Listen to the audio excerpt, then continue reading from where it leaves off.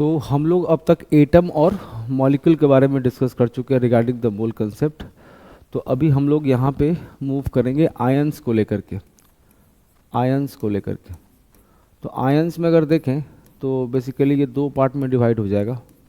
एक होगा आपका कटायन और दूसरा क्या होगा, द वर्ड इज एनायन। यहाँ पर कटायन में जैसे मान लो आप एग्जांपल ले सकते हो, Al पे +3 हो गया इस तरीके से, या Na पे +1 हो गया, है ना, या फिर मैग्नीशियम Mg पे क्या 2+ इस तरीके से। और अगर हम पॉलीटॉमिक भी ले सकते हैं, जैसे अमोनियम आयन NH4 पे प्लस होता है यहाँ पर। अगर एनायन की बात करें तो O पे -2, तो इसको क्या बोलते हैं, इसको बोलते हैं ऑक्साइड आयन बोलते हैं, ठीक है। N पे -3, तो इसको क्या बोलते हैं, नाइट्राइड, TRIDE, नाइट्राइड आयन। अगर मान लो N3 पे -1 हो जाए तो इसको हम बोलते हैं एजाइड आयन बोलते हैं, एजाइड आयन बोलते हैं। O को लेके बहुत सारे बनते हैं, जैसे O2 पे -1, तो इसको बोलते हैं सुपर ऑक्साइड आयन। यहाँ पर अगर लिखा हुआ है O2 पर -2, तो इसको बोलते हैं the word is peroxide ion. यहाँ पर तो इस तरीके से बहुत सारे नेगेटिव आयन, उसके नाम आपको याद होने चाहिए, ठीक है। अब इसमें अगर हम देखें, जैसे मान लो हम यहाँ लिखें कि mass of one ion of Al पे +3, इसके मास की अगर हम बात कर रहे हैं, तो अगर Al पे +3 कर दिया, मान लो Al पे क्या कर दिया +3, और अगर 1 आयन की हम बात करें तो इसके हिसाब से इलेक्ट्रॉन कितना हो जाएगा, यहाँ पर इलेक्ट्रॉन की संख्या, तो +3 का मतलब है 3 इलेक्ट्रॉन कम करना है। तो अभी हम लोगों ने देखा था कि Al का यहाँ क्या होता 13 और यहाँ क्या होता 27। सो इस 13 इलेक्ट्रॉन में से 3 कम कर लेंगे तो यह 10 इलेक्ट्रॉन होगा। प्रोटॉन क्या होगा, प्रोटॉन की संख्या में कोई फर्क नहीं होगा। न्यूट्रॉन क्या होगा, इट बिकम्स 14। कहने का मतलब है कि जो मास नंबर है, mass number that remain same. यहाँ पर इसका मतलब है जो एटम के लिए हम लोगों ने एटॉमिक मास की बात कही थी, मास नंबर इंटू AMU, उसी तरीके से हम आयन के लिए भी हम मास नंबर इंटू AMU कर सकते हैं। और मास नंबर इसका पहले की तरह ही सेम आ रहा है, इसका मतलब है 27। और यहाँ वर्ड क्या लिखेंगे, AMU पर आयन। यहाँ पर आया समझ में। यहाँ पर इसी को शॉर्ट में हम लोग क्या लिख सकते हैं, the word becomes ionic mass of aluminium पे +3, तो क्या लिखेगा 27U पर आयन, ठीक, या 27/Na ग्राम पर आयन, या फिर 27 इंटू 1.66 10⁻⁻24 ग्राम पर आयन, या 27 एवोग्राम पर आयन, या फिर 27 डाल्टन पर आयन, ऐसे लिख सकते हैं। सिमिलरली अगर हम कोई नेगेटिव चार्ज लेते हैं, जैसे मान लो कि हम O पे -2 की बात कर रहे हैं, तो O के -2 में अगर देखें तो इलेक्ट्रॉन की संख्या कितनी हो जाएगी 8, और ये -2 है ना, तो यहाँ पे इसको 2 मिलेगा, कितने हो गए 10 इलेक्ट्रॉन। प्रोटॉन की संख्या 8 रहेगी, बिकॉज सिंबल क्या होता है O8 16, और न्यूट्रॉन भी क्या होगा 16 - 8 = 8। कहने का मतलब है न्यूट्रॉन और प्रोटॉन की संख्या में यहाँ पर भी कोई फर्क नहीं पड़ेगा। इसका मतलब है कि अगर आयनिक मास हम कोई नेगेटिव का भी लिखते हैं, आयनिक मास ऑफ O पे -2, तो क्या लिखेंगे आप 16 AMU पर आयन, ठीक है, या 16U पर आयन, या फिर 16/Na ग्राम पर आयन, और बाकी हमने आपके लिए छोड़ दिया लिखने के लिए डाल्टन और एवोग्राम के फॉर्मेट। हुआ क्लियर? कुछ नहीं है, जैसे एटम की बात कही गई थी वैसे यहाँ पर हम आयन की बात कर रहे हैं। अब यहाँ पर इसको नोट करो, इसको चलिए आगे देखते हैं। अब हम लोग एक साथ सबको कोलैबोरेट करते हैं। अगर मान लो कि कोई आयनिक कंपाउंड है, आयनिक कंपाउंड, इसको भी एक साथ फिनिश करते हैं, फिर समराइज कर लेंगे दोनों को। आयनिक कंपाउंड क्या होता है, कंसिस्ट ऑफ कैटायंस और एनायन का सम होता है। तो उसके हिसाब से अगर मान लो, देखो जैसे मान लो कि आप कोई एग्जांपल, जैसे for example sodium chloride NaCl, तो ये कैसे बनता है, ये बनता है Na प्लस और Cl माइनस से बनता है। तो इस आयनिक कंपाउंड के लिए जो वर्ड होता है ना, उसको बोलते हैं फॉर्मूला यूनिट। तो ऐसे लिखेंगे आप, mass of one formula unit, formula unit, unit of NaCl। ठीक, इतने बड़े लाइन को शॉर्ट में हम लोग और क्या लिख सकते हैं, this is called the formula mass of NaCl। ठीक, और NaCl का होता है 23 और क्लोरीन का होता है 35.5। और यहीं से हम लोग एटॉमिक मास को लेकर एक नया टर्म भी सीखेंगे जिसका नाम है एवरेज एटॉमिक मास।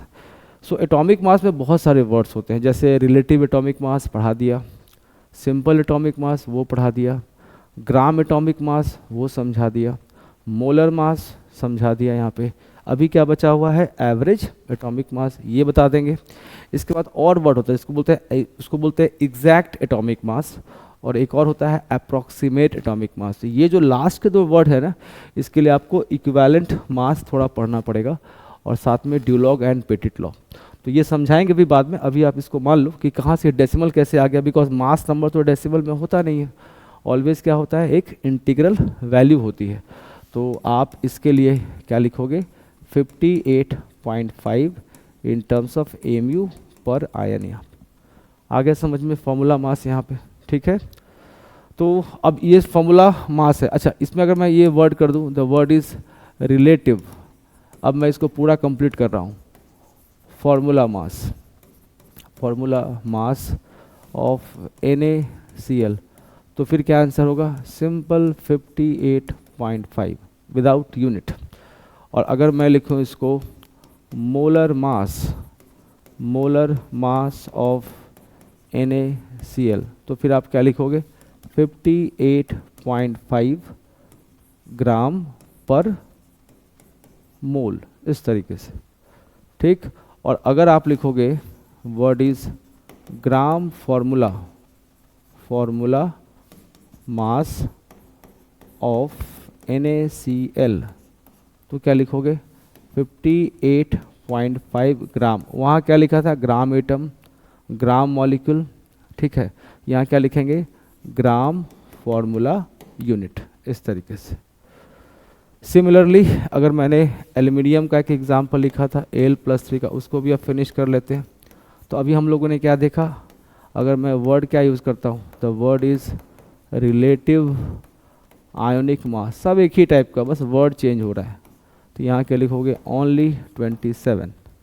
अगर लिखोगे आयोनिक मास, एक आयन का मास, तो क्या आंसर आएगा, 27 AMU पर आयन। ठीक, जिसको हम लोग 27 U पर आयन भी बोल सकते हैं, और 27/Na ग्राम पर आयन, बाकी मैंने सिखाया वो लिख सकते हो। इसके अलावा यहाँ पे वर्ड क्या सब, मोलर मास, सबसे अच्छा वर्ड कौन है, मोलर मास। इसमें आइडेंटिफाई नहीं करना पड़ता सब्सटेंस का टाइप, क्या लिखोगे, 27 ग्राम पर मोल। ठीक, और अगर लिखना होगा ग्राम आयोनिक मास, आयोनिक मास यहाँ पे, तो क्या लिखेंगे, 27 ग्राम पर, ग्राम एटम, ग्राम मॉलिक्यूल, यहाँ पे वर्ड क्या आएगा, ग्राम आयन। ठीक है, समझ में आ गया, एटम, मॉलिक्यूल, आयन, और लास्ट में the word is formula mass के अकॉर्डिंग फॉर्मूला यूनिट। ठीक है, नोट करो। अब यहीं पर एक और सवाल की हम फ्रेमिंग कर लेते हैं। जैसे मान लो क्वेश्चन ऐसे क्वेश्चन पूछेगा कि calculate the relative charge, relative and actual charge, actual charge present in 81 AMU of Al पे +3। मान लो ये क्वेश्चन है, तो कैसे बनाएंगे यहाँ पर? तो तरीका बिल्कुल वही है, सब्सटेंस देख रहे हो यहाँ पर आयन के फॉर्म में और मास दिया हुआ AMU में। तो जब भी आपको नंबर निकालना है तो नंबर ऑफ यहाँ पे रुकना है, आइडेंटिफाई कर लिया मैंने आयन है तो यहाँ पे वर्ड क्या होगा ion. Mass of a sample कितना दिया हुआ है 81 AMU और नीचे क्या लिखेंगे आप 27 AMU पर आयन, क्योंकि आपको AMU नहीं चाहिए, ठीक है। और ये कितना आएगा 3 आयन यहाँ पर। तो ये सब जो लिखने का तरीका है ना कि 81/27 सब बंद करो, ठीक है। प्रॉपर लिखोगे यूनिट तो कोई डाउट नहीं होगा। अब यहीं पे समझना है कि जैसे मान लो कि 1 आयन है तुम्हारे पास, 1 आयन ऑफ Al पे +3, तो जो +3 यहाँ पे देख रहे हो ना, इसको हम लोग बोलते हैं the word is relative charge, ये होता है, ठीक। और अगर आपसे कोई पूछे कि एक्चुअल चार्ज कितना होगा, तो अगर एक्चुअल चार्ज की अगर हम बात करें तो इसी 3 में हम लोग क्या करेंगे, चार्ज का यूनिट क्या होता है the unit of charge, the unit of charge यहाँ पर। तो चार्ज के होते हैं 2 यूनिट, SI सिस्टम की बात करें तो ये होता है कूलम्ब, ठीक। और दूसरा CGS सिस्टम, इसमें चार्ज क्या होता है ESU, electrostatic unit. So actual charge जो होगा ये 3 इंटू और एक इलेक्ट्रॉन के चार्ज के हिसाब से 1.602 10⁻⁻19 कूलम्ब, ये लिखना है आपको। तो जब आपसे कोई एक्चुअल चार्ज पूछेगा तो इससे आपको मल्टीप्लाई कर देना है। इसी को लोग शॉर्ट में E के फॉर्म में भी लिखता है कि इन terms of 3 into E charge हो गया। हुआ क्लियर? तो मेरे पास कितने आयन हैं, टोटल 3 आयन है। तो इसका मतलब है कि इसके हिसाब से अगर देखें सो 3 ion of Al+3 has, first में अगर हम रिलेटिव चार्ज की बात करें, चार्ज तो कितना आंसर होगा 3 होगा, सिंपल रिलेटिव चार्ज 3 हो गया, इन टर्म्स ऑफ +3 भी कर सकते हैं। और अगर कोई एक्चुअल चार्ज की बात करें, एक्चुअल चार्ज कितना होगा, सो 3 इंटू 1.602 10⁻⁻19 कूलम्ब। तो चार्ज बेस्ड क्वेश्चन होगा तो आप ऐसे निकाल सकते हो। कभी कभी वैलेंस इलेक्ट्रॉन भी पूछा जाता है, तो वैलेंस किसको बोलते हैं, आउटर इलेक्ट्रॉन को वैलेंस इलेक्ट्रॉन बोलते हैं। तो इसको हम लोग एक क्वेश्चंस में कन्वर्ट करते हैं, तो इसको नोट करो, पहले इसको नोट करो इसको। चलिए अगला क्वेश्चन देखते हैं। अब एक और क्वेश्चन की फ्रेमिंग करते हैं। मान लीजिए क्वेश्चन रहेगा कि calculate the total number of valence electron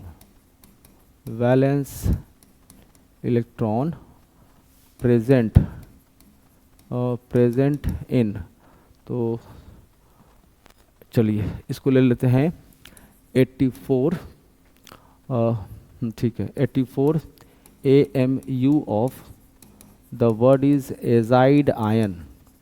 ये क्वेश्चन आ गया, तो कैसे सोचेंगे आप? तो सबसे पहले फॉर्मूला याद होना चाहिए। तो कभी कभी ऐसे भी सवाल फंस जाएगा, आपका सब कुछ कंसेप्ट पता है और आपको फॉर्मूला ही याद नहीं है, तो फॉर्मूला जो है सब याद रखना पड़ेगा। एजाइड आयन का फॉर्मूला होता है N3 पे -1।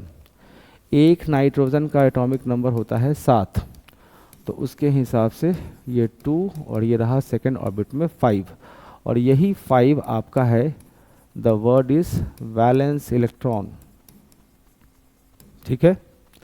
तो जैसे ही हम N3- की बात करेंगे तो हम लिख सकते हैं total number of valence electron is equal to, ये 7 गुने 7 नहीं होगा, यहाँ पर 5 की बात हो रही है ना, तो ये 5, सो 5 इंटू 3 एक n के साथ, इसके अलावा एक -1 भी है तो उसको भी तो जोड़ेंगे आप। यहाँ पर एक एक्स्ट्रा इलेक्ट्रॉन आपको मिल रहा है, कितने आ गए, टोटल 16 इलेक्ट्रॉन हो गए आपके पास, 16 इलेक्ट्रॉन्स। ये किसमें, वैलेंस इलेक्ट्रॉन की बात हो रही है, ध्यान रखना है। 15 और 1 16 एक आयन में। अब सवाल इसमें आयन कितने हैं, तो अभी आपने सैंपल को आइडेंटिफाई कर लिया, किसका, ये तो मास दिया हुआ है, तो हम इसको देख करके लिख सकते हैं वर्ड इज आयोनिक मास। सो एक n का ये 7n और यहाँ पे 14 होता है, तो ये समझ में आ गया कि 14 इंटू 3 कितना होगा 42, और नेगेटिव प्लस से मास पे कोई फ़र्क तो पड़ता नहीं है, तो यहाँ क्या लिखेंगे 40 AMU पर आयन। ठीक, तो सैंपल का मास दिया हुआ है AMU में, तो हम यहाँ से क्या नंबर ऑफ आयन्स निकाल सकते हैं। आयन्स क्या होगा, mass of a sample 84 AMU divide by ionic mass, क्या लिखेंगे 42 AMU पर आयन। ये इससे कैंसिल और आपको मिला टोटल 2 आयन्स यहाँ पे मिल गया। तो एक आयन में वैलेंस कितने हैं 16 हैं, so total number of valence electron कितना हो गया, that is 2 into 16 which is equal to 32, और ये आपका आंसर हो गया। हुआ क्लियर। अब यहाँ पे एक बात आई थी क्लोरीन को लेकर के कि 35.5 कैसे हुआ, तो पहले इसको नोट करो, उसके बाद फिर देखते हैं।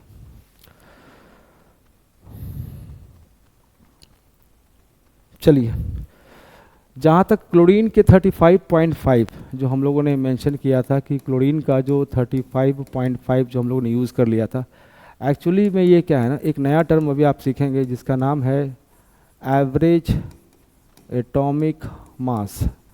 ये कैसे एग्जिस्ट करने लगता है यहाँ पर टर्म, होता क्या है कि सम एलिमेंट जो होते हैं ना, some element in nature that exist in the form of isotope, isotope के फॉर्म में एग्जिस्ट करता है। नाउ व्हाट इज आइसोटोप, तो element having same atomic number but different क्या होगा, मास नंबर होगा, मास नंबर यहाँ पे। जैसे फॉर एग्जांपल हम क्लोरीन का एग्जांपल ले लेते हैं, क्लोरीन का 17 और 35 और क्लोरीन का 17 और ये होता है 37, तो ये डिफरेंट, ये 2 आइसोटोप्स हो गए। नेचर में परसेंटेज अगर हम एबंडेंस की बात करें, परसेंटेज एबंडेंस जो इनका नेचर में होता है, दिस इज ऑलमोस्ट अराउंड 75% और ये होता है 25%। तो कहने का मतलब है ऐसे एलिमेंट जो आइसोटोप्स के फॉर्म में एग्जिस्ट करते हैं उनके परसेंटेज एबंडेंस को ध्यान में रखते हुए डिफरेंट आइसोटोप्स का उनको मिला करके एक कंबाइंड इफेक्ट के फॉर्म में है average atomic mass.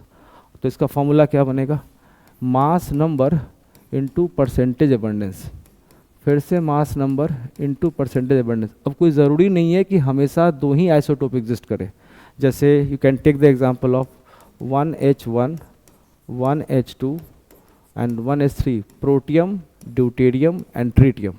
It has got 3 isotopes of hydrogen. तो कोई ज़रूरी नहीं है, तो हम एक जनरल फार्मूला लिखते हैं।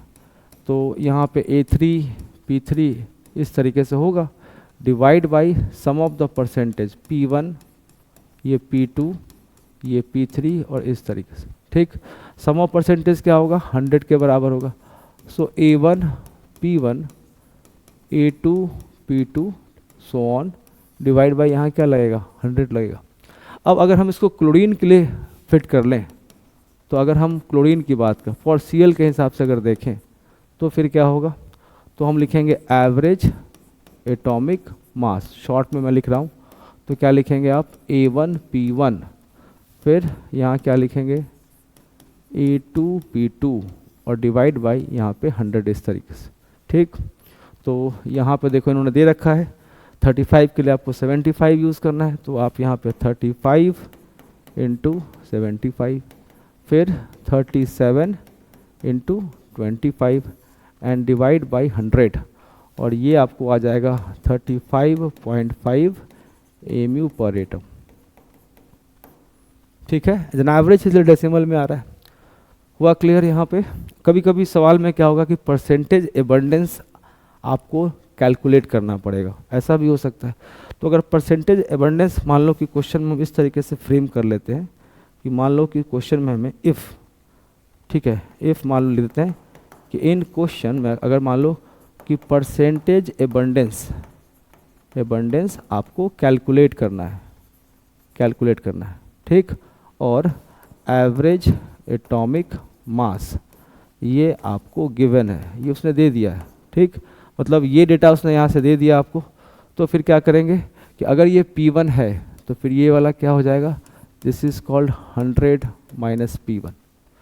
तो एक ही हो गया वेरिएबल, बिकॉज P1 ये वेरिएबल है, यहाँ से कर लिया 100 माइनस P1, और उसके बाद फिर यहाँ से हम लोग P1 को ईजिली यहाँ से कर लेंगे कैलकुलेट करने के बाद फिर अगर 100 माइनस P1 कर लिया तो दूसरे जो आइसोटोप्स हैं उसका भी परसेंटेज एबंडेंस निकाला जा सकता है।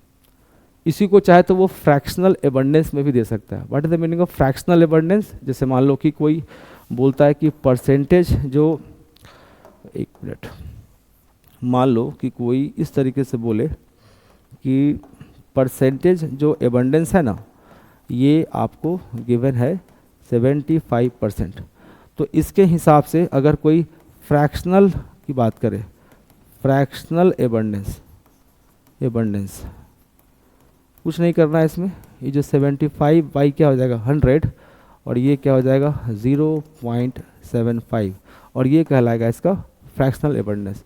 तो इसी फॉर्मूले को आप चाहें तो मॉडिफाई कर सकते हैं इन टर्म्स ऑफ फ्रैक्शनल एबंडेंस। तो क्या लिखेंगे, तो देखो मैं यहीं पर लिख देता हूँ। तो अगर मैं देखूँ तो ये लिखूँगा एवरेज एटॉमिक मास। अगर मेरे को लिखना होगा इन टर्म्स ऑफ फ्रैक्शनल तो क्या लिखेंगे A1 F1 फिर A2 F2, इस तरीके से अलग अलग फ्रैक्शन हो सकता है, divide by sum of fraction that is called F1 F2 F3, इस तरीके से। And the sum of fraction क्या होगा, ये 1 के बराबर होगा। सो A1 F1 प्लस क्या आएगा A2 F2 so on divide by यहाँ पे 1, यहाँ सेम ही चीज़ है, ज़्यादा फर्क नहीं है। तो ये भी टर्म आपका क्लियर हो गया। What is the average atomic mass, note करिए इसको।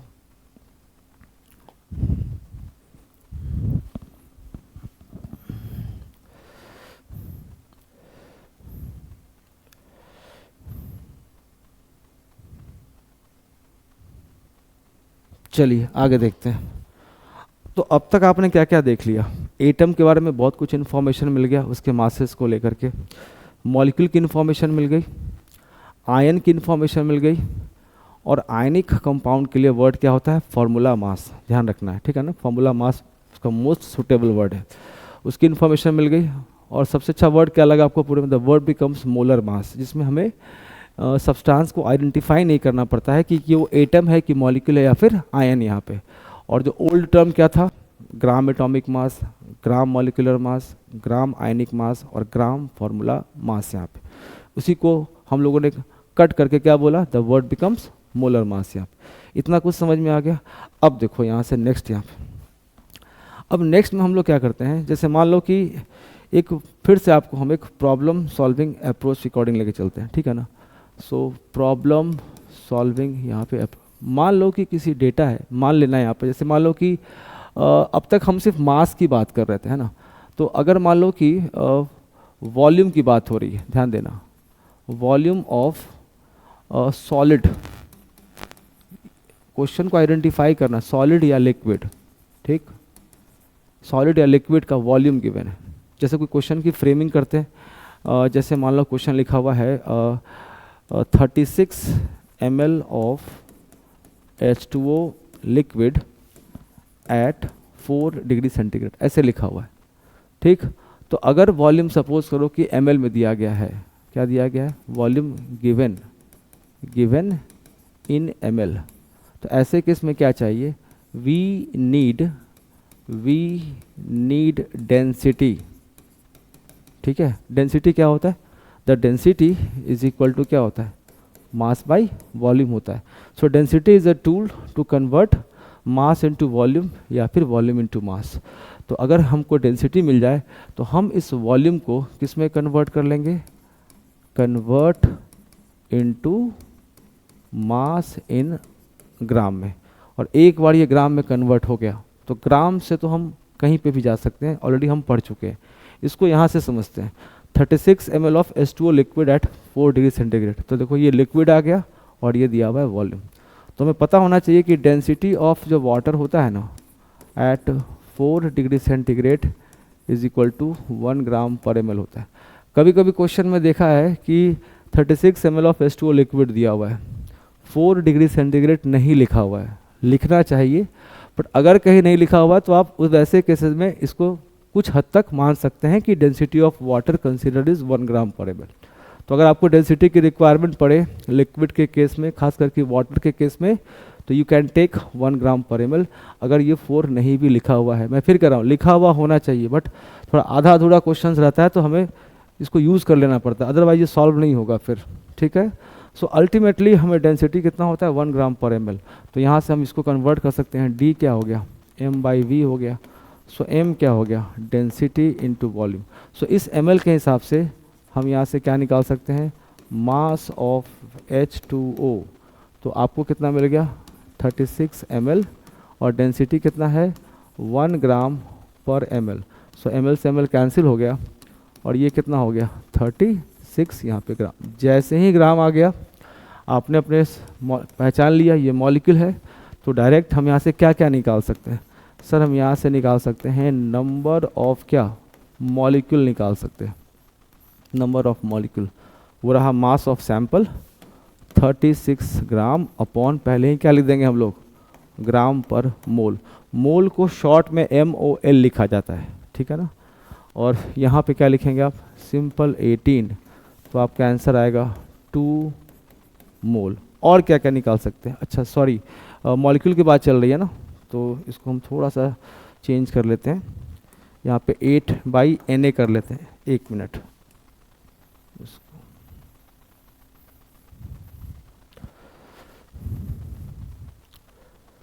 तो एक बार ये ग्राम दिया तो क्या क्या इससे निकल सकता है, तो इससे निकल सकता है सबसे पहले हमारा नंबर ऑफ, चूँकि H2O क्या है एक मॉलिक्यूल है, तो हम यहाँ से सीधे मॉलिक्यूल निकाल सकते हैं। मॉलिक्यूल कैसे निकलेगा 36 ग्राम और यहाँ क्या लिखेंगे ग्राम पर मॉलिक्यूल। ठीक, तो 18 तो पता ही कहाँ से आ रहा है H2O का 16 + 2 18, और बाई यहाँ क्या लिखेंगे बाई Na, तो ये कैंसिल हो गया और ये क्या आ गया ट्वाइस Na मॉलिक्यूल। ठीक, इससे चाहे तो और क्या निकाल सकते हैं आप यहाँ से निकाल सकते हो नंबर ऑफ मोल निकाल सकते हो। मोल में क्या होता है मास अपॉन मोलर मास, याद भी नहीं करना है, ग्राम लिखेंगे तो यहाँ क्या लिखेंगे ग्राम पर मोल, तभी आंसर मोल में आएगा। तो यहाँ सिंपल 18 लिखेंगे और आंसर क्या आएगा 2 मोल यहाँ पर। ठीक, और इसी 2 मोल को हम चाहें तो ये भी लिख सकते हैं 2 ग्राम मॉलिक्यूल, न ग्राम न मॉलिक्यूल मिला के बता रहा हूँ, 2 gram molecule of what H2O भी इसको लिखा जा सकता है। हुआ क्लियर, समझ में आ गया। तो जिस तरीके से मैंने लिक्विड की बात की है हम यहाँ से एक और फ्रेमिंग कर सकते हैं, तो इसको नोट करो पहले।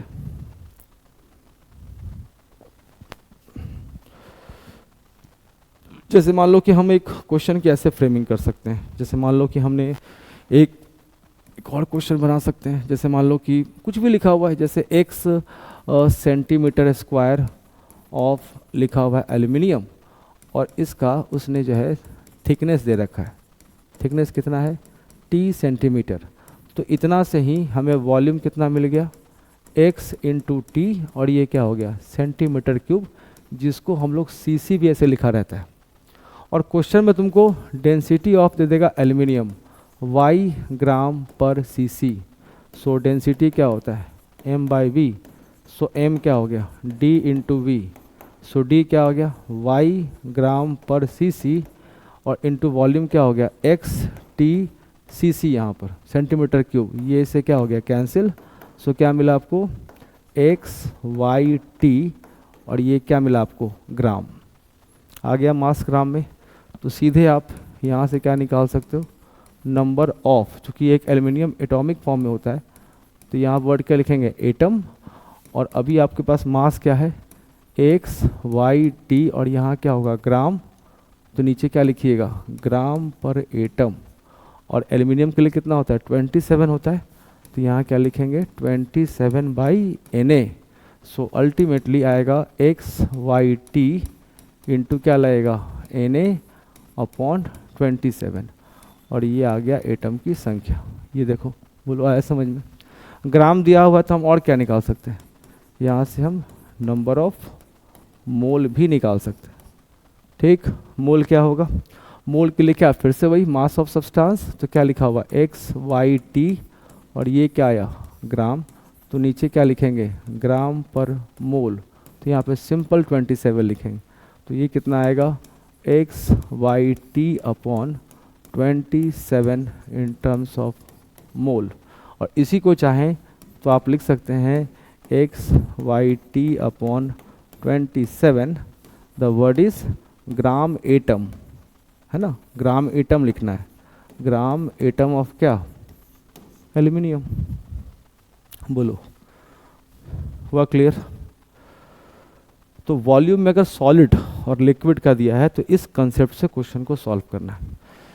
अब अगला यहाँ से क्वेश्चन ये भी उठता है कि सर अगर वॉल्यूम किसी गैस का हो तो फिर क्या करेंगे, तो पहले इसको नोट करो इसको।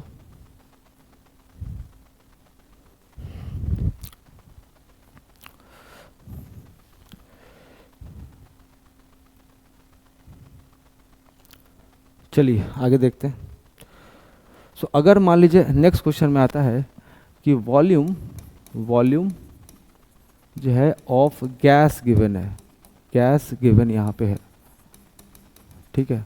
तो यहाँ पर जो गैस है ना, इसको जनरली क्वेश्चन में लिखे ना लिखे आप उसको जो है वो एक तरीके से मानेंगे आइडियल गैस मानेंगे, ठीक है ना। क्वेश्चन में लिखेगा या नहीं लिखेगा, क्या मानना है उसको हमेशा ideal gas, and it follow the equation of PV = nRT, ideal gas equation, ठीक है। सो अगर वॉल्यूम ऑफ ए गैस, तो क्या करना है, इसको आइडियल गैस एज्यूम कर लेना है, आइडियल गैस एज्यूम करके बनाना है। लिखेगा नहीं लिखेगा आपको यही मानना है। एंड दिस आइडियल गैस क्या फॉलो करता है, फॉलो करता है ideal gas equation, ideal gas equation follow करता है, जिसको हम लोग बोलते हैं PV = nRT, ठीक है। तो क्या क्या है यहाँ पर, so the P stand for pressure, pressure है, and the V stand for volume, volume यहाँ पर, N क्या है, N वही है आपका नंबर ऑफ मोल, R क्या है, R को इस जगह पे बोला जाता है यूनिवर्सल, यूनिवर्सल गैस कांस्टेंट बोला जाता है, और इसकी जो वैल्यू होती है, the value depend upon the unit of क्या, PV, मेनली P और V होता है, T को तो हम लोग कैल्विन में दिखाते हैं। टेम्परेचर, T फॉर क्या है टेम्परेचर, इसको किस में रखना है, इसको रखना है कैल्विन में। अगर मान लो फॉर एग्जांपल अगर दिया हुआ टेम्परेचर 27 डिग्री सेंटीग्रेड, तो अगर इस टेम्परेचर को हमें कैल्विन में कन्वर्ट करना है तो क्या करेंगे, 27 + 273.15, इसको ला करके इसमें जोड़ देना है, तो ये कितना आ जाएगा 300.15 कैल्विन। कैलकुलेशन के पॉइंट ऑफ व्यू से you can take in terms of 300, मतलब for calculation point of view, calculation point of view से, point of view you can take the word is 300 kelvin ले सकते हो, ठीक है, क्योंकि डेसिमल में बहुत डिफिकल्ट हो जाएगा डिवीजन मल्टीप्लिकेशन, तो यू कैन टेक 300, अजीब लिख दिया 300, क्या होगा यहाँ पर 300, यहाँ पर इस इलेक्ट्रॉनिक बोर्ड के लिए उतना कंफर्टेबल नहीं है, वाइट बोर्ड ज़्यादा अच्छा लगता है हम लोग को पढ़ाने में। सो इट्स 300 आप ले सकते हैं यहाँ पे, आ गया समझ। अब प्रेशर के यूनिट्स को लेकर R के लिए क्या कहेंगे, तो अगर मान लो कि प्रेशर तुम्हारा एटमॉस्फेयर में है और वॉल्यूम लीटर में दिया है, तो वैसे केस में R क्या पुट करेंगे, 0821 लीटर एटमॉस्फेयर पर केल्विन पर मोल, मोल को शॉर्ट में MOL लिखा जाता है। कैलकुलेशन में यू कैन टेक 0.082, ये डिपेंड करेगा कैसा डेटा दिया गया है ना, थोड़ा सा यहाँ पर थोड़ी सी समझदारी लगानी ज़रूरी है कि क्या पुट करें। अगर मान लो कि प्रेशर दिया हुआ है न्यूटन पर मीटर स्क्वायर में और वॉल्यूम दिया हुआ है मीटर क्यूब में, ऐसा ही सिस्टम जा रहा है, तो वैसे केस में हम आर की वैल्यू पुट करेंगे 8.314। ये बहुत कॉमन सुनने में मिलेगा क्वेश्चन में तुम्हें, ठीक है ना, जूल पर केल्विन पर मोल। यहाँ पर निकाल कर देखोगे यूनिट ऑफ आर, तो तुमको ऐसे समझ में आएगा कि आर इक्वल टू क्या हो गया, पी वी अपॉन एन और टी, देख लो लीटर एटमॉस्फेयर पर केल्विन पर मोल। ठीक, आगे समझ में हुआ क्लियर यहाँ पर। अब यही कभी कभी कैलोरी में भी, अच्छा हाँ एक चीज़ और, अगर मान लो कि प्रेशर तुम्हारा बार में दिया है और अगर मान लो अगर वॉल्यूम जो तुम्हारा वो दिया हुआ है लीटर में, तो ऐसे केस में आर क्या पुट करेंगे आप, 0.0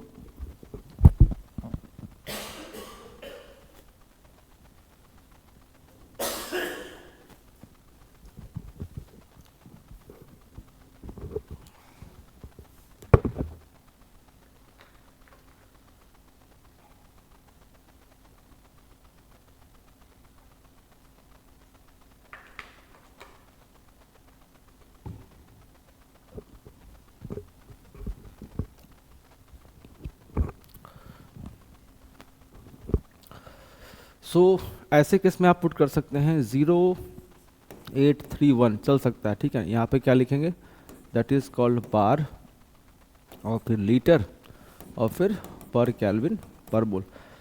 कितना यूज़ करना है ये क्वेश्चन पे डिपेंड करेगा, ठीक है ना, फॉर इजी कैलकुलेशन। और कैसे ऑप्शंस दिए गए उस पर भी डिपेंड करेगा, कितनी एक्यूरेसी हमें मेंटेन करनी है, आगे समझ में। डिपेंड करेगा आर की वैल्यू क्या, प्रेशर और वॉल्यूम का यूनिट क्या लिया गया। जनरली ये बहुत ज़्यादा देखने को मिलेगा, 1 नंबर यहाँ पे। अब इसके बाद हम लोग